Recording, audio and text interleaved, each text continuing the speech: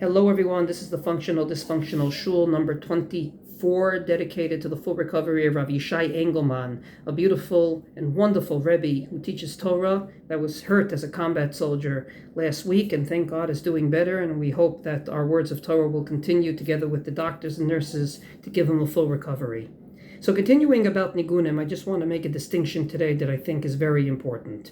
And I thank my son Noam for giving me a post on Facebook about Rabbi Eichenstein, a former Rebbe in the Skokie Yeshiva, also a Hasidic Rebbe, who spoke about the following.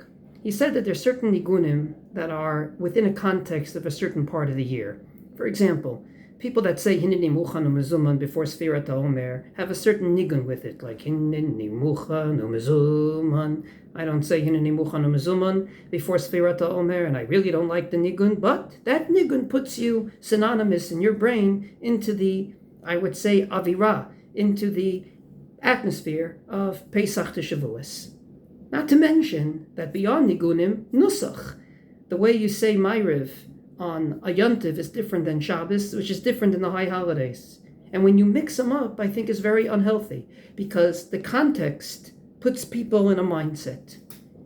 And therefore, in my opinion, if there is a nigun that's very, very associated with a certain part of the year, it shouldn't be borrowed to another part of the year.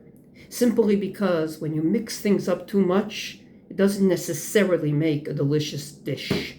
From this perspective, I think that if there's a certain nigun that we sort of only sing, say, at Musaf of Rosh Hashanah Yom Kippur, it shouldn't be borrowed for Shabbos and Yontif, and vice versa. Not every nigun that we sing on Shabbos and Yontif should be repeated on Rosh Hashanah Yom Kippur.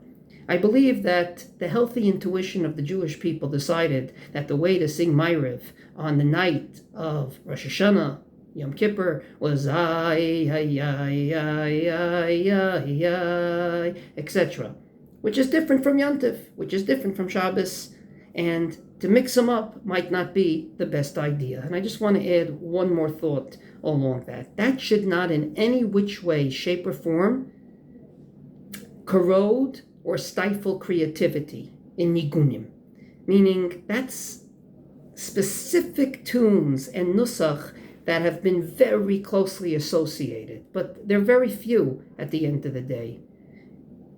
We shouldn't in any which way think, well, if we sang it on Musaf, we can't sing it again throughout the year. No. There's a certain nusach of Yomim Noraim, of the high holidays, that should stay there. Doesn't mean that every nigun that was used by a chazan at Musaf of Rosh Hashanah shouldn't be used during the year. So, to sum up, nusach should not be mixed up from one part of the year to the other. Nigunim very associated with a certain part of the year should not be mixed up, because I don't think you're going to fool anyone. If you start singing a nigun from the highlight of Musaf of Yom Kippur on a regular Shabbos, you're not going to put people in the right mindset. But if it's not, then absolutely. No one has signed on and said that a certain nigun used at Musaf of Rosh Hashanah has a copyright only for Rosh Hashanah.